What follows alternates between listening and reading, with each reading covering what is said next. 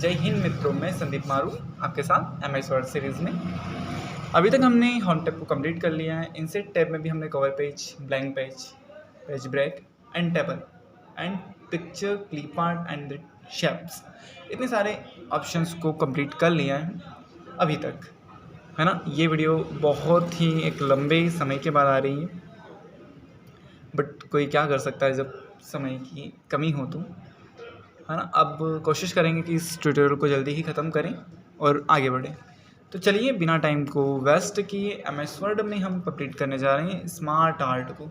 Smart art को यानी कि किसी चीज़ को स्मार्ट तरीके से प्रेजेंट करना है, स्मार्ट नाम ही है उसका, ठीक है। तो स्मार्ट तरीके से प्रेजेंट करना है तो हम स्मार्ट आर्ट का इस्तेमाल करेंगे, ठीक है। तो स्मार्ट आर्ट पर क्लिक करेंगे इंसर्ट टैब में, स्मार्ट आर्ट, है ना। ये किस ग्रुप का ऑप्शन है? तो इलस्ट्रेशन का हिस्सा है ये। स्मार्ट आर्ट पर क्लिक करेंगे तो स्मार्ट आर्ट से आप लिस्ट तैयार कर सकते हैं, ठीक है। प्रोसेस तैयार कर सकते हैं, कुछ सर्कल्स तैयार कर सकते हैं, रिलेशनशिप, मैट्रिक्स, पिरामिड, है ना, या फिर पिक्चर्स जैसी कुछ चीज़ें आप यहाँ से रेडी कर सकते हैं, ठीक है। तो जैसे फॉर एग्जांपल मुझे एक वाटर लिस्टिंग रेडी करना है, तो मैं यहाँ ऑल पर क्लिक करूँगा और एक ऐसी लिस्ट सर्च करूँगा जिसमें फ़ोटो भी आ जाए एक तरीके से और नेम यानी कि इन्फॉर्मेशन भी आ जाए। तो मैं थोड़ा सर्च करते हुए नीचे आ रहा हूँ तो मुझे ये कुछ दिखाई दे रहा है, ठीक है। वर्टिकल पिक्चर लिस्ट जिसे हम बोलते हैं, इस पर मैं क्लिक करूँगा। जैसे ही क्लिक करूँगा तो मेरे पास शेप विथ इमेज वाला शेप आ रहा है, ठीक है। तो यहाँ से मैं इमेजेस को ऐड भी कर सकता हूँ एंड टेक्स्ट भी पुट कर सकता हूँ, ठीक है। तो यहाँ पर तो फिलहाल 3 शेप ही आए हैं। अब हम आगे समझेंगे कि कैसे और एक्स्ट्रा शेप लेंगे, कैसे इमेजेस लेंगे और कैसे इसमें काम करेंगे। सो देख, सबसे पहले शेप में कैसे इमेजेस पुट करेंगे। तो ये जो इमेज आइकन दिखाई दे रहा है, इस इमेज आइकन पर लेफ़्ट क्लिक करना है माउस से और जहाँ पर भी आपकी इमेजेस है उस ऑप्शन पर आपको चले जाना है, ठीक है। तो मेरी इमेजेस जो हैं वो पिक्चर्स ऑप्शन में नहीं है। एक सेकंड, मैंने कहाँ पर डाला था? Local disk C, 1 second. आपने जहाँ पर भी पिक्चर्स डाल रखें आपको इस लोकेशन पर जाना है, ठीक है। तो ये देखिए हमारे फ़ोटोज़ आ चुके हैं और मैं यहाँ पर फ़ोटोज़ डालना चाहता हूँ। ये फिर एक सेकंड में कुछ ये ज़्यादा ही ये पिक्चर ले लेते हैं। चलिए तो इसमें से अपन फटाफट कोई से भी फ़ोटो ले लेते हैं। बाबूजी का ले लेते हैं। तो ये बाबूजी आ चुके हैं। बाबूजी का नाम मान लेते हैं XYZ, है ना, मैं किसी का नाम नहीं लूँगा। उसके बाद बाबूजी की जो डेट ऑफ बर्थ है वो है 1/1/1980, है ना। चलिए, और अगर एड्रेस भी डालना है तो आप एड्रेस भी डाल सकते हैं कि ABC जगह से वो ही। ऐसे ही आप दूसरे शेप में भी जानकारी पुट कर सकते हैं, ठीक। जैसे कि मैंने कोई सा भी इमेज लेते हैं, आप इन दीदी का इमेज लिया है, ठीक है। इनकी इन्फॉर्मेशन एज इट इज़ आप इन्फॉर्मेशन पुट कर सकते हैं, ठीक है। मैं किसी की पर्सनल इन्फॉर्मेशन यहाँ पर पुट नहीं करूँगा, ओके। तो इसी तरीके से आप थर्ड शेप में भी और जितने भी शेप हैं आप ऐड कर सकते हैं। बट अब मुद्दा ये आ रहा है कि यहाँ पर सिर्फ 3 शेप हैं। अब अगर हमें 10 लोगों की लिस्टिंग रेडी करना है तो हम क्या करेंगे? बहुत अच्छा सवाल है। आगे बढ़ते हैं कि ऐसे सिचुएशन पर क्या करेंगे। तो बेसिकली आपका जो कर्सर होता है, माउस कर्सर, वो स्मार्ट आर्ट पर ही यानी इन शेप्स पर ही कहीं और क्लिक होना चाहिए।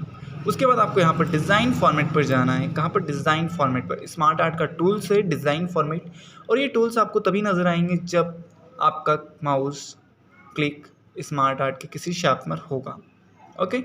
यहाँ पर आपको लेफ्ट कॉर्नर पर आना है जहाँ पर आपको ऐड शेप दिखाई दे रहा है। ऐड शेप इस ड्रॉप डाउन पर क्लिक करना है। यहाँ पर 2 चीज़ आ रही हैं, add shape after and before. इसके थ्रू से आप शेप ऐड कर सकते हैं। देखिए मैं आफ्टर पर क्लिक कर रहा हूँ, क्या होता है ज़रा समझते हैं।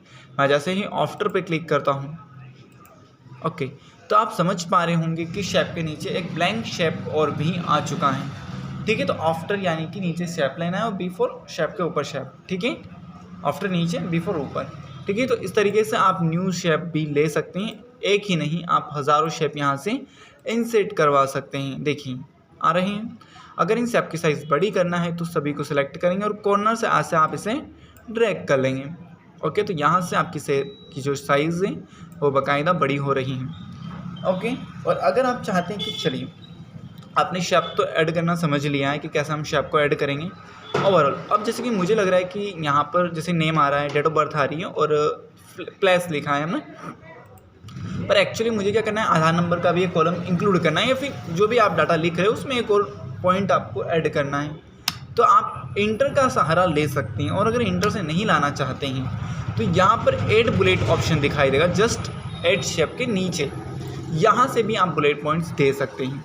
नेक्स्ट चीज़ पर आते हैं, टेक्स्ट पेन होता है जिसमें आपको ओवरऑल शेप की इन्फॉर्मेशन दिखाई देती है। देखिए यह शेप है हमारा, इस शेप में क्या क्या इन्फॉर्मेशन है ये आप टेक्स्ट पेन के थ्रू ऐसे देख सकते हैं। ओके, प्रमोट एंड डिमोट, देखिए यहाँ पर जैसे कि मैं लिख रहा हूँ ए। ओके, अब देखिए प्रमोट एंड डिमोट एक्चुअली होता क्या है ना, और यहाँ पर मैं लिख रहा हूँ सी। अब यहाँ पर मैं जो ये ए शेप है इसको मैं डिमोट कर रहा हूँ। ओके, तो डिमोट करते ही वो क्या हो रहा है, ऊपर के शेप में चला जा रहा है। देखिए ए अलग सेपरेट शेप था बट ये ऊपर के शेप में आ गया। अगर इसे वापस फ्री ऑफ करना है, पहले जैसा करना है, तो आप प्रमोट करेंगे। ओके, तो डिमोट ऊपर वाले सेल में चला जाएगा, मिक्स हो जाता है, और प्रमोट वहाँ से बाहर आ जाएगा। ये होती है डिमोट एंड प्रमोट प्रोसेसिंग। अब यहाँ पर आगे बढ़ते हैं तो हम लेफ्ट एंड राइट चीज़ आ रही है। लेफ्ट एंड राइट का बेसिक मतलब होता है कि जो इमेजेस है ना, ये जो पिक्चर्स फॉर्मेट दिखाई दे रहा है, अगर लेफ्ट में तो आप इसे राइट में, और राइट में तो आप इसे लेफ्ट में कर सकते हैं। ओके, चलिए मैं इसे वापस नॉर्मल कर देता हूँ। यहाँ पर move up and move down option आ रहे हैं। Move up and move down का मतलब बेसिकली ये है कि आप एक शेप को नीचे और उससे ऊपर नीचे कर सकते हैं। शेप को, जो शेप की पोजीशन है उसे ऊपर नीचे कर सकते हैं अगर सिंपली देखें तो। ओके, अगर इसे ऊपर पहुंचाना है तो आप अप कर लीजिए। ओके, यहाँ पर आते हैं लेआउट्स। आप इस शेप का अगर ये लेआउट पसंद नहीं आ रहा है तो आप इसे चेंज भी कर सकते हैं। ये देखिए हो रहा है, ठीक है। तो इस तरीके से आप शेप का लेआउट भी चेंज कर सकते हैं। पर मेरा सजेशन है कि जब आप स्टार्ट करें स्मार्ट आर्ट को तो पहले सोच समझ कर ही आप शेप को लें, ठीक है। आप हालांकि बाद में भी कर सकते हैं बट उसमें फिर डिस्टर्बेंस होता है टेक्स्ट में, है ना, थोड़ा सा, इसलिए। चलिए यहाँ पर कलर्स, आप यहाँ से चेंज कलर्स कर सकते हैं। ओके, देखिए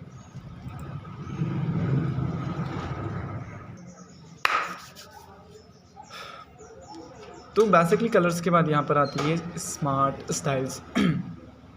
स्मार्ट स्टाइल यानी कि जो शेप है इनके स्टाइल्स बेसिक तरीके से चेंज की जाएगी, है ना। देखिए आप ऑब्वियसली परिवर्तन देख पा रहे होंगे, है ना।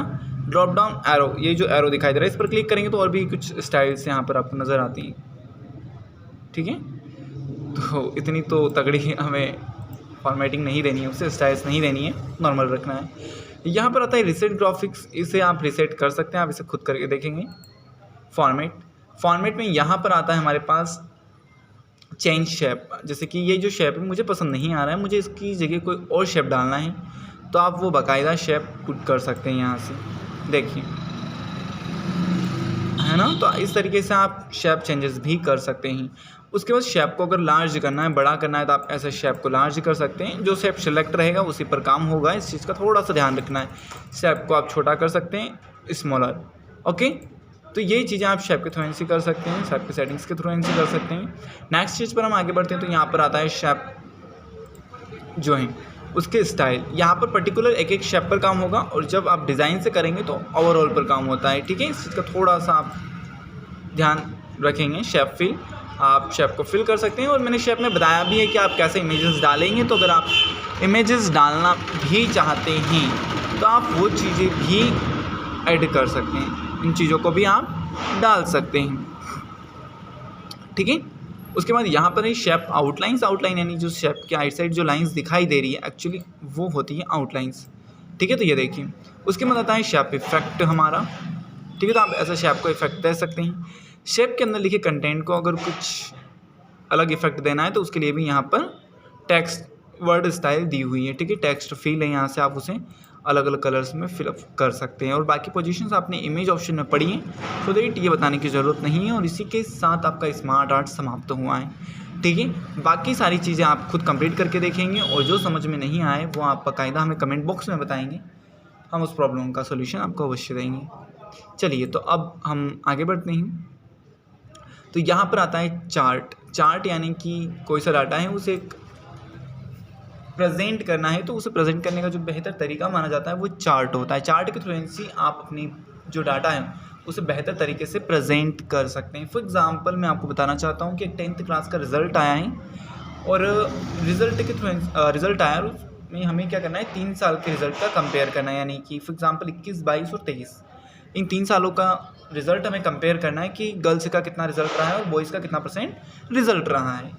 तो अगर हम इसे नॉर्मली कॉपी में लिखेंगे कि हाँ 10% गर्ल्स का अच्छा है, 20% ऐसा वैसा, तो वो थोड़ा बोरियत होगा पढ़ने में, देखने में।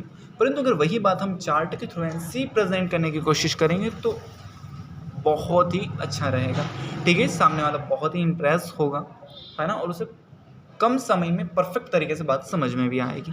सो दैट मैंने यहाँ पर क्या किया है, चार्ट पर क्लिक किया है। चार्ट पर क्लिक करने के बाद यहाँ पर कॉलम चार्ट है ना, सभी चार्ट्स के अपने नाम है। ये देखो पाई चार्ट से ऐसा होता है ना, सभी के शेप्स बने हुए हैं यहाँ पर, आइकन्स, है ना। तो अधिकतर जो हम यूज़ करते हैं एक तरीके से कॉलम चार्ट्स, पाई चार्ट्स और लाइन चार्ट्स, है ना। इन सभी की सभी को हम एक्सेल में भी पढ़ेंगे और एक्सेल में इनको डीपली पढ़ेंगे। ठीक है, फिलहाल मैं आपको बेसिक जानकारी और थोड़ी बहुत एडवांस भी मिलेगी। चलिए, तो मैं कोई सा पर्टिकुलर जो चार्ट है वो सिलेक्ट कर लूँगा, कॉलम।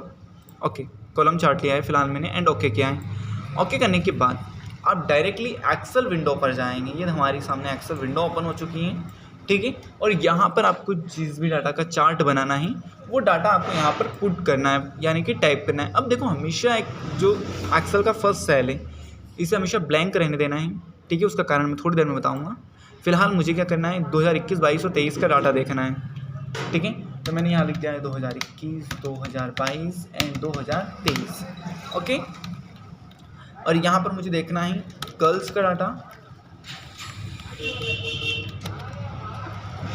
है ना, और यहाँ पर मुझे देखना है बॉयज़ का डाटा। ठीक है, अब मैंने मान लिया कि ये परसेंटेज है।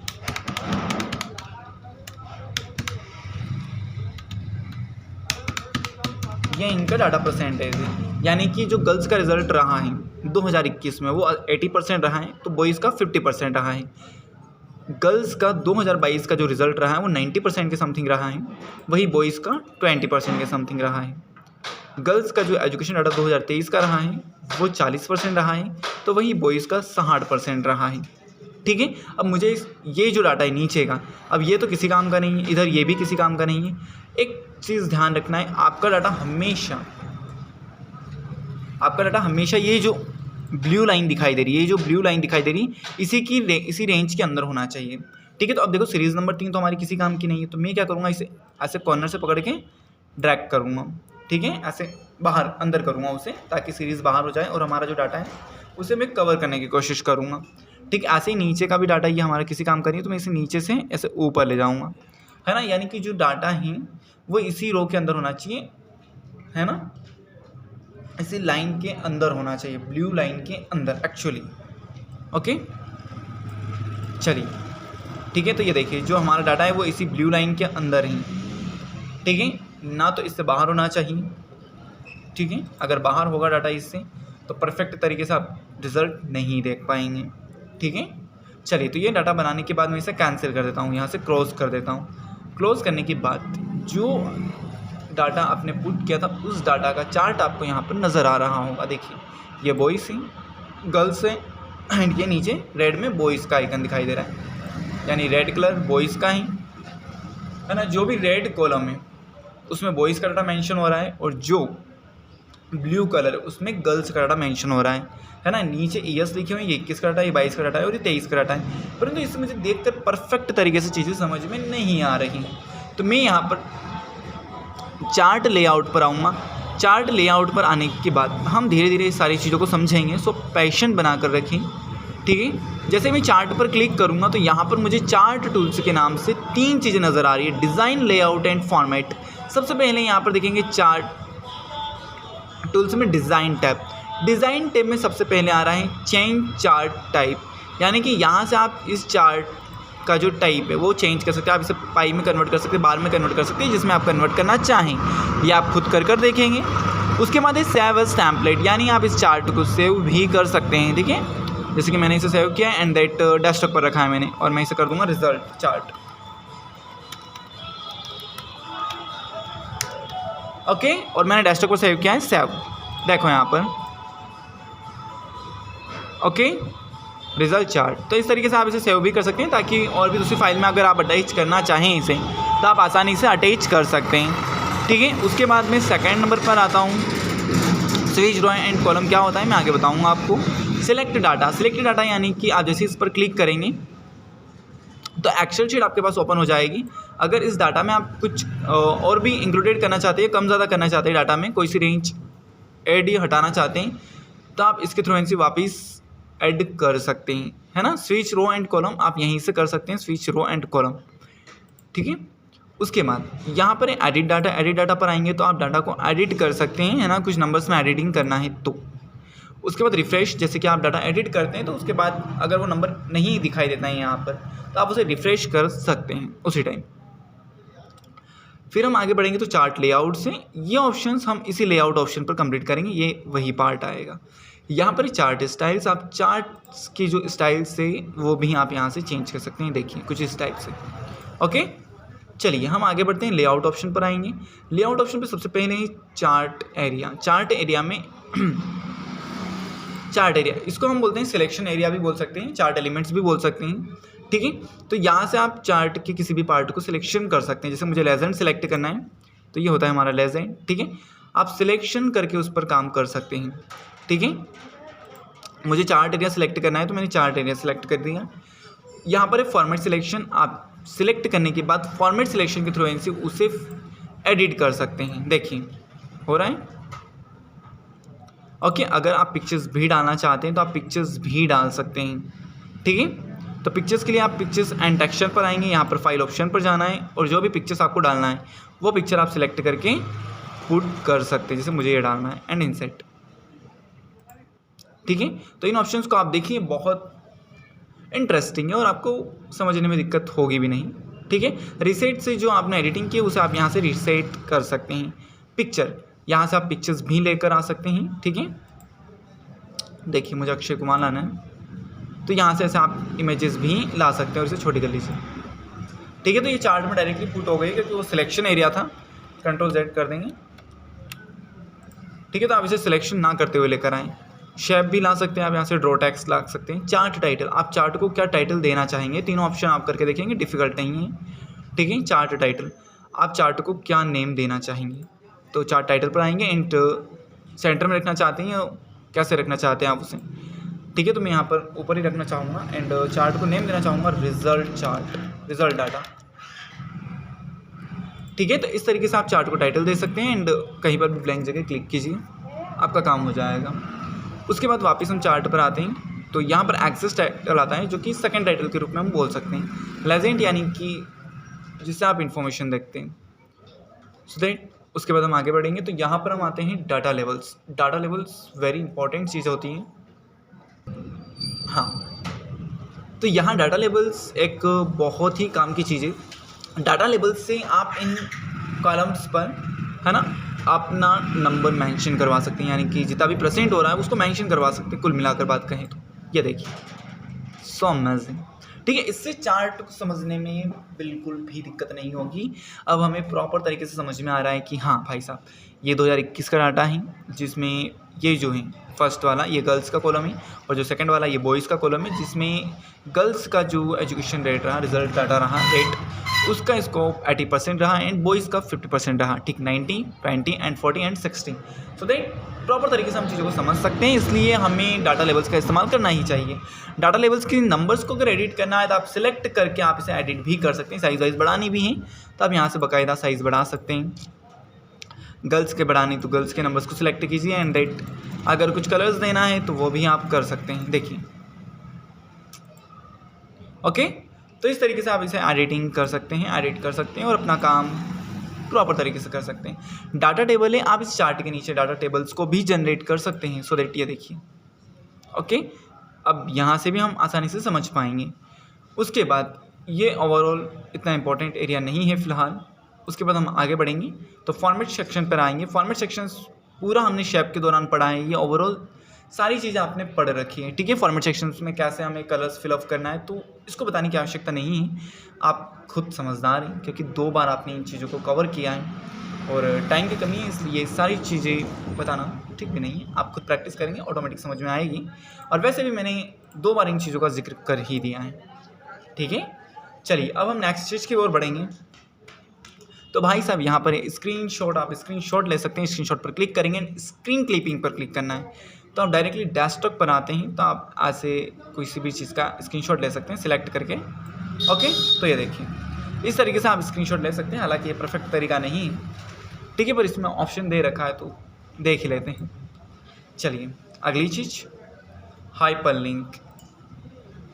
तो यहाँ पर मैंने नीचे अपना माउस कर्सर रखा है। हाइपरलिंक के थ्रू आप अपनी फाइल में लिंक ऐड कर सकते हैं और लिंक के थ्रू आप अपनी कोई सी फाइल उस लिंक में ऐड भी कर सकते हैं। हाइपरलिंक में आप अगर अपनी कोई फाइल एक लिंक में कन्वर्ट करना चाहते हैं तो वो आप हाइपरलिंक के थ्रू कर सकते हैं। तो वो कैसे करना है चलिए मैं बताता हूँ आपको इस वीडियो में।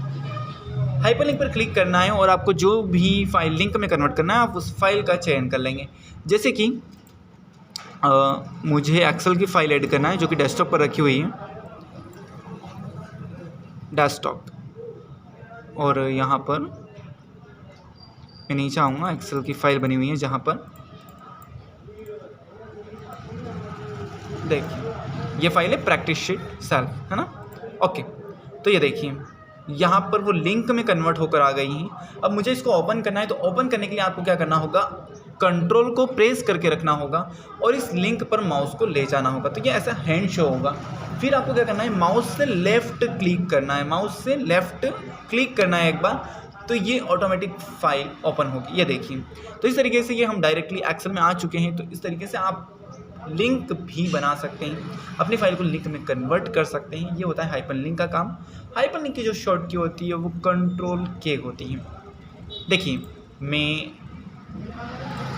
जैसे ही MS वर्ड का ट्यूटोरियल ख़त्म होगा तो हम एक्सेल नहीं बल्कि एडवांस एक्सेल को स्टार्ट करने वाले हैं जिसमें आप बहुत कुछ पढ़ने वाले हैं। सॉरी बट मैं बता देता हूँ ताकि आपकी रुचि बनी रहे कि हम बहुत कुछ पढ़ने वाले हैं और ये फ्री ऑफ कॉस्ट पढ़ेंगे। इसके लिए आपको एक भी रुपया देने की ज़रूरत नहीं है, ठीक है। ओवरऑल सारी चीज़ें पढ़ेंगे आप, वी लुकअप से लेकर हर एक बेसिक फार्मूले से लेकर एडवांस तक की चीज़ें पढ़ेंगे, ठीक है। तो पैशंस के साथ आप वीडियोस को देखते जाइए, कंसिस्टेंटली देखते जाइए, है ना। बहुत कुछ सीखने वाले हैं आप इन सीरीज़ में, ठीक है। और वो भी निःशुल्क है। देखिए ओवरऑल कितनी सीट्स आप लोगों के लिए बना कर रखी गई है आपके लिए, और इसकी सीरीज़ बहुत ही जल्द हम बनाने वाले हैं और अपलोड करने वाले हैं, ठीक है। तो आप कंटिन्यू सीरीज़ को देखते जाइए, कमेंट्स करते जाइए आपको किस चीज़ पर वीडियोस चाहिए और, है ना, और क्या चीज़ आपको समझ में नहीं आई वो भी बताइए ताकि हम उसे और अच्छी तरीके से एक्सप्लेन करें, ठीक है।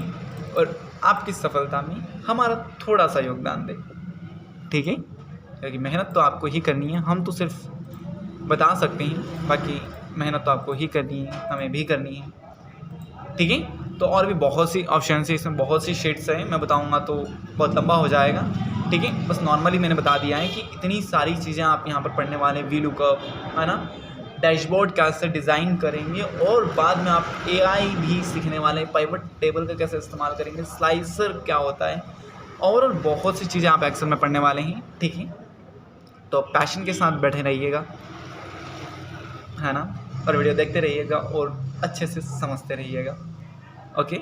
MS एक्सेल की भी सीरीज़ बहुत जल्द आने वाली है। चलिए अब बिना टाइम वेस्ट के वापस हम बढ़ते हैं हमारे MS वर्ड की ओर। सो दैट हम यहाँ पर वापस आ चुके हैं। ऐसे ही आप हाइपरलिंक्स बना सकते हैं। तो ये चीज़ तो आपको समझ में आ ही गई होगी कि कैसे हमें लिंक बनाना है। चलिए तो हाइपरलिंक समाप्त हुआ है, अब हम बढ़ेंगे बुकमार्क की ओर। देखिए बुकमार्क क्या होता है कि जैसे आपके पास एक बुक है, आप कंटिन्यू पढ़ रहे हैं और अचानक आपको कुछ काम आता है, ठीक है। तो आपने लगभग 40 से 50 पेज पढ़ लिए हैं बुक के और अब आप रुकना चाहते हैं, ठीक है, और आप सिस्टम में पढ़ रहे हैं। तो अब आपको ये डर है कि यार मैं जाऊँगा तो मुझे ध्यान नहीं रहेगा कि मैं कहाँ से एंडिंग कर रहा हूँ पढ़ना, ठीक है, और मुझे वापस कहाँ से पढ़ना स्टार्ट करना है, ये चीज़ कैसे पता लगाऊंगा, बहुत टाइम लग जाएगा। तो उसके लिए आप क्या कर सकते हैं, बुकमार्क में उस टेक्स्ट को ऐड कर सकते हैं और वापस उसी टेक्स्ट पर आप जा सकते हैं। तो बुकमार्क में पर्टिकुलरली किसी टेक्स्ट को ऐड किया जाता है, तो उससे कैसे बुकमार्क में टेक्स्ट को ऐड किया जाएगा हम इस चीज़ को समझेंगे। तो देखिए मैं यहाँ पर कुछ लिखता हूँ, ठीक है, देखिए तो मेरे पास एक बड़ी सी फाइल है ना, 23 पेजेस की, और मैं मान लेता हूँ कि मैं यहाँ पर कुछ पढ़ रहा हूँ। मैं यहाँ पर पढ़ रहा हूँ, अचानक मुझे कुछ काम आया है और मुझे थोड़ा सा बाहर जाना है, ठीक है, और मैं वापस रिटर्नली यहीं पर आकर पढ़ना चाहता हूँ। तो उसके लिए मैं क्या करूँगा, जैसे मैं यहाँ पर स्पेसिफाई पर रुक गया हूँ और मैं वापस स्पेसिफाई पर आकर यहीं से पढ़ना स्टार्ट करना चाहता हूँ, या फिर अपना काम यहीं से स्टार्ट करना चाहता हूँ, जो भी मैं काम कर रहा हूँ, ठीक है। तो मैं इस सिंगल वर्ड को सिलेक्ट करूँगा, मैंने सिलेक्ट किया, इसे कॉपी करना है, ठीक है, ध्यान रखना है स्पेस ना आए, परफेक्ट तरीके से, है ना, आपको कॉपी करना है। इसे सिलेक्ट करने के बाद मैंने इसे कॉपी किया है, और माउस कहीं और क्लिक नहीं होना चाहिए जब तक आप बुक मार्क पर उसे जाकर पेस्ट ना कर दें, ठीक है। और मैं यहाँ पर आने के बाद मैं इसी वर्ड को यहाँ पर पेस्ट कर रहा हूँ, देखिए specify to specify and add किया है मैंने। उसके बाद अब मुझे नहीं पता है कि मैं कहाँ था, एक्चुअली मुझे नहीं पता है मैं कहाँ पर अब, बट मैंने तो बुक मार्क में ऐड कर रखा था। तो भैया देखो अब क्या होने वाला है, मुझे उस वर्ड पर जाना है, तो मैंने क्या करा है, उसे सिलेक्ट किया है and go to, so that ये होता है आपका बुक मार्क का काम। बुक मार्क आपकी चीज़ को ऐड करके रखता है और ज़रूरत पड़ने पर आप वहाँ पर बिना अधिक समय लगाए आप आसानी से पहुँच सकते हैं, ठीक। इसी प्रकार से हमारा बुक मार्क भी समाप्त हुआ है। क्रॉस रेफरेंस जैसे कि मैं छोटी सी बुक का जिक्र करता हूँ। देखिए क्रॉस रेफरेंस, फॉर एग्जांपल आपने एक ई बुक रेडी किया है और उसके लिए आप एक इंडेक्स बनाना चाहते हैं। उसके लिए आप क्या करना चाहते हैं, एक इंडेक्स बनाना चाहते हैं और उसमें मेंशन करना चाहते हैं कि हाँ लेसन 1 पेज नंबर 2 पर है या 10 पर है, लेसन 2 5 पर है या 25 पर है, जो भी आप पेज नंबर्स एक तरीके से डिक्लेयर करना चाहते हैं, मेंशन करना चाहते हैं। तो ऐसे प्रोसेसेस आप क्रॉस रेफरेंस के थ्रू ऐसे कर सकते हैं, है ना। पर क्रॉस रेफरेंस के कुछ क्राइटेरियाज है कि भाई ये चीज़ होगी तभी वो काम करेगा, ठीक है। तो जैसे कि मुझे क्या करना है, मैं यहाँ पर क्रॉस रेफरेंस पर आया हूँ, तो यहाँ पर बहुत से क्राइटेरियाज है ना, रेफरेंस टाइप से, कि भैया इन चीज़ों पर यह काम कर सकता है, ठीक है। जैसे कि हेडिंग्स पर काम कर सकता है, बुक मार्क पर काम कर सकता है, foot note and note equations पर काम कर सकता है। तो मैं यहाँ पर क्या करूँगा, हेडिंग्स में सारे लेक्शंस को दूंगा और उससे मैं यहाँ पर इंसर्ट रेफरेंस टू, उससे पेज नंबर निकालूंगा। तो ऐसा कैसे होगा, तो देखिए समझते हैं, है ना, इतना डिफिकल्ट नहीं है, ध्यान से समझना, कुछ भी नहीं कर रहा हूँ मैं यहाँ पर लेसन टाइप कर रहा हूँ, जैसे कि लेसन का नाम नहीं लिख रहा हूँ टाइम की कमी के कारण, फटाफट लेसन 1, और मैंने इसको सिलेक्ट किया। उसने क्या बोला है, हेडिंग में होना चाहिए। तो आप यहाँ होम टैब पर आएंगे और यहाँ से आप स्टाइल के थ्रू से उसे हेडिंग में कन्वर्ट कर सकते हैं। हो गया, जैसे हेडिंग में कन्वर्ट हो रहा है तो वो थोड़ा सा कलरफुल हो रहा है। ऐसे ही मैं लेसन 2 को भी बना लूँगा, है ना, और फिर अपन इनके पेज नंबर निकालेंगे।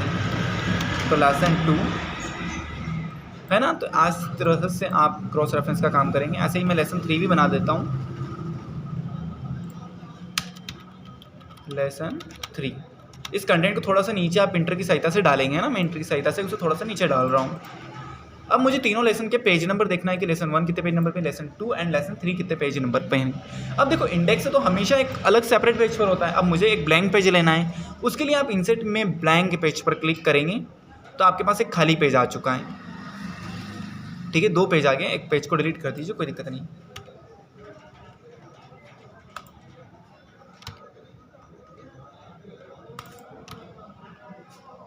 एक सेकेंड, क्या दिक्कत आ रही है, ओह ये वापस नॉर्मल हो गया। 1 सेकेंड,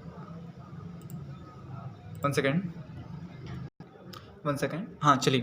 तो मैंने डिलीट प्रेस किया है, उससे डिलीट हो चुका है, ठीक है। देखिए कभी कभी समस्या आ सकती है, ठीक है। तो चलिए अब मेरे पास एक सिंगल ब्लैंक पेज है एंड बाकी जो मेरी कंटेंट्स लिखे हुए हैं वो हैं। अब देखिए मैं यहाँ पर क्या करूँगा, टेबल, क्योंकि टेबल फॉर्म में दिखना चाहिए ना, थोड़ा लगना भी चाहिए कि हाँ इंडेक्स है, ठीक है। तो मैं इसके लिए यहाँ पर टेबल ले लूँगा। टेबल के लिए मैंने बना लिया है यहाँ पर फर्स्ट, यहाँ पर अपना माउस कर्सर रखा है एंड माउस कर्सर रखने के बाद यहाँ पर सीरियल नंबर, उसके बाद lesson and lesson page number. पर फिलहाल लेसन नेम दिया नहीं है मैंने, तो यहाँ पर मैंने क्या कर दिया है, लेसन 1 2 3 हो जाएगा और दूसरे कॉलम में पेज नंबर्स हो जाएंगे। तो ये 1 2 3 जितने भी आपको कॉलम्स रो लेना है उतने आप ले लेंगे। और मैंने यहाँ पर क्या कर दिया है, लेसन एंड यहाँ पर मुझे पेज नंबर, तो ये लेसन 1 2 एंड 3 एंड यहाँ पर मुझे लेसन 1 का पेज नंबर जानना है। इसके लिए मुझे क्या करना है, इसके लिए मुझे जाना है इंसर्ट पर, क्रॉस रेफरेंस पर जाना है और यहाँ पर मैं सिलेक्ट करूँगा रेफरेंस टाइप में हेडिंग, क्योंकि मैंने सारे चैप्टर्स दिए हैं हेडिंग में। तो सो दैट मैं हेडिंग जैसे सिलेक्ट करूँगा तो यहाँ पर मैंने जितने भी चैप्टर लेसन दिए हैं वो सारे यहाँ पर नज़र आने वाले हैं। अब आपको जिस भी लेसन के पेज नंबर चाहिए उस लेसन पर क्लिक करेंगे और इस टेबल में भी उसी लेसन रो के सामने आप पेज नंबर के ऑप्शन पर जाकर क्लिक कर लेंगे, है ना, पेज नंबर वाले बॉक्स में जाकर, यानी कि उसकी जो रोज़ है उसमें जाकर, ठीक है। एंड यहाँ पर आपको करना है इंसर्ट सॉरी, यहाँ पर हेडिंग टेस्ट हो गया, यहाँ पर आपको पेज नंबर करना है ना, सॉरी यहाँ पर आप क्या करेंगे, पेज नंबर इंसर्ट एक साथ 2 से 3 बार क्लिक करना है, ठीक है। अब second page number lesson 11 and third lesson का पेज नंबर सो दैट 16। सो ये होता है आपका क्रॉस रेफरेंस का काम। इसी के साथ आपका क्रॉस रेफरेंस समाप्त हुआ है। इसे और भी परफेक्ट तरीके से कीजिए, ठीक है। मैं मसाला बना रहा हूँ, मसाला बता रहा हूँ। हार्ड वर्क, मेहनत सब कुछ आपको करना है, ठीक है, क्योंकि हम एक एक चीज़ों को मेंशन नहीं कर सकते हैं, हम 10-20 एग्जांपल्स नहीं दे सकते हैं। हम उसका जो एक कंप्लीट एग्जांपल्स होना चाहिए और जो परफेक्ट तरीके से आपको समझ में आए वही बता रहे हैं, है ना, वही एग्जांपल्स लेकर बता रहे हैं। बाकी आपको थोड़ा सा तो मेहनत करना ही होगा। ऐसा नहीं है कि आपको वीडियोस में सारी चीज़ें परफेक्ट तरीके से मिल जाएगी, है ना, क्योंकि जब तक आप खुद ट्राई नहीं करेंगे, आप खुद मेहनत नहीं करेंगे, तब तक आपको परफेक्ट तरीके से रिजल्ट्स नहीं मिलेंगे, ठीक है। तो आपको और भी अपने माइंडसेट से एग्जांपल सोचना है कि मैं और क्या कर सकता हूँ, क्या कर सकती हूँ, ठीक है। चलिए, तो अब हम हेडर फुटर की ओर बढ़ेंगे। तो हेडर और फुटर क्या होता है, बेसिकली मैंने नोटपैड की सीरीज़ में बताया था कि हेडर एंड फुटर जो होता है, पेज के ऊपर का जो हिस्सा होता है वो हेडर कहलाता है, पेज के जो नीचे का हिस्सा होता है वो कहलाता है भाई साहब फुटर, ठीक है। आपने हर एक बुक के ऊपर ही नीचे देखा होगा कि बुक के फ्रंट बुक का जो पेज होता है उसके ऊपर साइड में या तो पेज नंबर्स लिखे हुए होते हैं या फिर कोई लोगो लगा हुआ होता है या फिर ओवरऑल डेट लिखी हुई होती है, ऑथर का नाम जैसे कुछ एक्स्ट्रा चीज़ें लिखी हुई होती है, ठीक है। तो ये चीज़ें आप हेडर एंड फुटर के थ्रू ऐसे कर सकते हैं, ठीक है। तो मैं जैसा हेडर कर रहा हूँ, ठीक ऐसा ही फुटर है, ठीक ऐसा ही पेज नंबर है, ठीक है। तो मैं सिर्फ हेडर करके बता रहा हूँ, बाकी दोनों चीज़ें आप खुद करेंगे। सो दैट हेडर पर क्लिक करेंगे, हेडर पर क्लिक करते ही यहाँ पर मल्टीपल्स टेम्पलेट आ चुके हैं, आप इनका इस्तेमाल कर सकते हैं और अपने हेडर में लगा सकते हैं। तो जैसे कि मुझे ये टेम्पलेट ठीक लग रहा है, ओके। तो देखिए, ये आपका हेडर का टेम्पलेट आ चुका है। टाइप द डॉक्यूमेंट टाइटल्स, आपकी इस बुक का नाम क्या है, तो मैंने कर दिया है एस्मार, ओके। तो ये देखिए, अब ये आपको हर एक पेज पर नज़र आने वाला है, ये देखिए, ठीक है। तो इस तरीके से आप हेडर एंड फुटर को एडजस्ट कर सकते हैं, ठीक है। यहाँ से आप हेडर डायरेक्टली फुटर पर भी जा सकते हैं। पेज नंबर्स आप यहाँ से दे सकते हैं, टॉप टू पेज, है ना, मुझे पेज नंबर देना है तो वो हेडर जो आपका टेक्स्ट है वो हटकर डायरेक्टली पेज नंबर आ जाएगा, ठीक है। उसके बाद यहाँ से आप इस फॉर्मेट में आप पिक्चर्स नहीं लगा सकते, थोड़ा सा इसे टेक्स्ट से बाहर हो जाइए, है ना, थोड़ा सा टेक्स्ट फॉर्मेट से बाहर हो जाएंगे तो ये सारे ऑप्शन भी एक्टिव हो जाएंगे। यहाँ पर आप डेट एंड टाइम भी दे सकते हैं, ओके, जैसे कि मुझे डेट देना है तो ओके, ये डेट आ गई। उसके बाद अगर आप चाहते हैं कि मुझे इमेज भी देना है तो आप वो भी कर सकते हैं। इमेज ऑप्शन पर क्लिक करेंगे एंड जो भी इमेज देना है आपको उस इमेज को सिलेक्ट करेंगे। अब इमेज बहुत ज़्यादा बड़ी आई है तो आप इसे क्या करेंगे, थ्रो करेंगे। मैंने आपको बताया ही है कि अगर इमेज पर हम परफेक्ट तरीके से काम नहीं कर पाते हैं तो हमें थ्रो कर लेना चाहिए, जिससे इमेज फ्री हो जाए और हम परफेक्ट तरीके से उस पर काम कर पाएँ। इसे आप ऐसे उठाकर एडजस्ट कर लेंगे, ठीक है। तो इस तरीके से आप यहाँ पर काम कर सकते हैं और वापस हेडर फुटर के ऑप्शन पर आ जाएंगे, ओके। ये होने के बाद यहाँ पर डिफरेंट फर्स्ट पेज का मतलब है कि जो आपका फर्स्ट पेज है वहाँ पर हेडर नज़र नहीं आएगा। ये देखिए, बाकी पेजेस पर आपको हेडर नज़र आने वाला है। सेकंड का जो ऑप्शन होता है वो होता है different odd and event page number, ठीक है। तो यहाँ देखो, ऑड पेज नंबर है ये एंड ये है आपका इवेंट पेज नंबर, ठीक है। ये आपका ऑड पेज नंबर है एंड ये आपका इवेंट पेज नंबर है। इससे आप क्या समझ पा रहे हैं कि जो ऑड पेज नंबर पर हैं वहाँ पर हमें हेडर नज़र आएगा एंड जो इवेंट पेज नंबर रहेगा वहाँ पर आपको फुटर नज़र आएगा। ये इसका बेसिक मतलब होता है अगर आप हेडर एंड फुटर दोनों देते हैं तो, ठीक है। और अगर आप चाहते हैं कि सिर्फ हेडर क्या है, एक पेज छोड़कर एक पेज पर दिखाई दे, तो भी आप इसका इस्तेमाल कर सकते हैं, है ना। शो डॉक्यूमेंट टेक्स्ट, फिलहाल आपको टेक्स्ट दिखाई दे रहे हैं बट आप चाहते हैं कि यार ये टेक्स्ट मुझे नज़र ना आए, तो आप इसे अनचेक करेंगे शो डॉक्यूमेंट टेक्स्ट को, तो आपको कहीं पर भी नज़र नहीं आएंगे टेक्स्ट लिखे हुए, ओके। और आप उसे वापस ला भी सकते हैं। उसके बाद हम नेक्स्ट चीज़ पर आगे बढ़ते हैं। तो यहाँ पर आता है header from top. Header from top का बेसिक मतलब है कि जो हेडर है इसकी जो स्पेस आ रही है है ना, उसे आप कम ज़्यादा भी कर सकते हैं, बढ़ा भी सकते हैं, है ना, ऐसे हो रहा है। चलिए ठीक है, ऐसे आप फुटर के लिए भी कर सकते हैं। ठीक है, उसके बाद क्लोज हेडर, हेडर से बाहर आने के लिए हम क्लोज हेडर का इस्तेमाल करेंगे। ओके, अब मुझे ये हेडर तो सभी पेजेस पर आ चुका है, अब मुझे एक्चुअली हेडर को रिमूव करना है, तो मैं क्या करूँगा, तो बेसिकली आपको इंसर्ट टैब पर जाना है, हेडर पर जाना है, एंड सो दैट यहाँ पर रिमूव हेडर करेंगे तो उससे हेडर रिमूव हो जाएगा। अगर नहीं होता है तो कोई दिक्कत नहीं है, सिलेक्ट कीजिए, सभी को हेडर पर जाएंगे और यहाँ पर रिमूव हेडर कीजिए, रिमूव हेडर कीजिए, तो आप देख पा रहे होंगे कि अब हेडर गायब हो चुका है। ठीक है, तो ठीक पेज नंबर भी है, इसी के साथ header footer and page number खत्म हो चुके हैं। अब हम बढ़ेंगे टेक्स्ट बॉक्स की ओर। कुछ समझना है तो बाकायदा आप हमें कमेंट बॉक्स में बताएंगे। चलिए, तो यहाँ पर हम आते हैं टेक्स्ट बॉक्स की ओर। टेक्स्ट बॉक्स यहाँ पर आपको मल्टीपल टेक्स्ट बॉक्स मिलेंगे, आप माउस का क्लिक करेंगे तो ऑटोमेटिक आप उसका प्रीव्यू भी देख पाएंगे। इस तरीके से आपको टेक्स्ट बॉक्स मिल जाते हैं और टेक्स्ट बॉक्स में आप लिख भी सकते हैं। कंट्रोल से डिलीट कीजिए सारा कंटेंट एंड लिखना स्टार्ट कीजिए। ओके, चलिए इतना ही काफ़ी है, और बाकी एडिटिंग तो आप जानते हैं कि कैसे की जाएगी। ठीक है, वो बताने की आवश्यकता नहीं है बार बार। नेक्स्ट चीज़ पर हम आगे बढ़ेंगे, तो यहाँ पर आता है क्विक पार्ट्स। क्विक का मतलब ये होता है फास्ट। ठीक है, तो अगर आपको किसी चीज़ की बार बार ज़रूरत पड़ रही है तो आप उसे क्विक पार्ट्स से ले सकते हैं।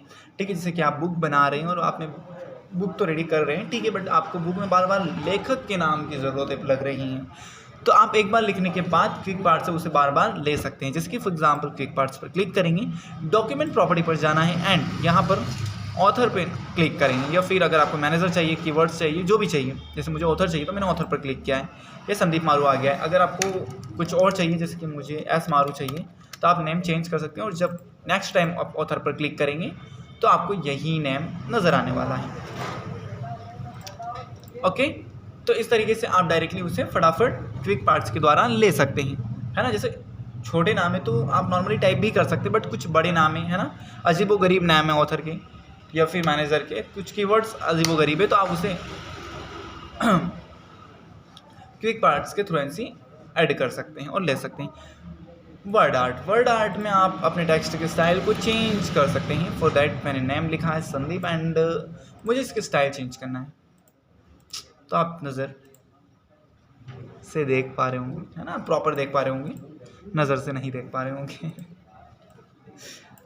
ठीक है, चलिए मैं इसे डिलीट करता हूँ फिलहाल की कंडीशन। अब हम आगे बढ़ेंगे, तो यहाँ पर हमारा आता है drop cap. Drop cap English में आपने अक्सर देखा होगा कि पहला वर्ड बहुत ज़्यादा बड़ा होता है। ठीक है, तो भैया इसी चीज़ का कमाल होता है ड्रॉप कैप का। इसके थ्रू से आप सिलेक्ट पैराग्राफ का फर्स्ट वर्ड बढ़ा कर सकते हैं। हालांकि ये 3 लाइन पर लगभग काम करता है। देखो, फर्स्ट, सेकंड एंड थर्ड पर आप ये लाइंस बढ़ा भी सकते हैं एंड कम भी कर सकते हैं। ठीक है, अभी तो ये लाइंस के अंदर आ रहा है। अगर आप चाहते कि नहीं ये पैराग्राफ के बिल्कुल बाहरी साइड से हो, कुछ इस टाइप से हो, तो आप इसे ऐसे भी एडजस्ट कर सकते हैं, है ना। ड्रॉप कैप ऑप्शंस पर जाकर आप इससे डिस्टेंस, लाइन डिस्टेंस भी बढ़ा सकते हैं एंड सो दैट। ओके, तो यह हो गया आपका ड्रॉप कैप। चलिए यहाँ तक समाप्त हुआ है। अब हम आगे बढ़ेंगे तो सिग्नेचर लाइंस, यहाँ से आप सिग्नेचर लाइंस भी ऐड कर सकते हैं। सिग्नेचर्स की इन्फॉर्मेशंस, जो सिग्नेचर करने वाला है उसकी इन्फॉर्मेशंस ऐड कर सकते हैं। ठीक है, जैसे कि फॉर एग्जांपल जो सिग्नेचर है वो किस व्यक्ति की सिग्नेचर है, तो फॉर एग्जांपल मैंने कर दिया है संदीप कुमावत। ओके, एंड यहाँ पर मैंने क्या कर दिया है, एग्जांपल वो मैनेजर है या फिर कलेक्टर है, क्या है ना, जो भी उसका पोजीशन है ना। तो फॉर एग्जांपल मैंने कर दिया है टीचर, एंड अगर उसका ईमेल ऐड करना चाहते हैं तो वो ऐड कर सकते हैं एंड ओके करेंगे। ठीक है, तो ये देखिए कुछ इस टाइप से उसका इंटरफेस नज़र आता है आपको, वो चीज़ इस तरीके से दिखाई देगी।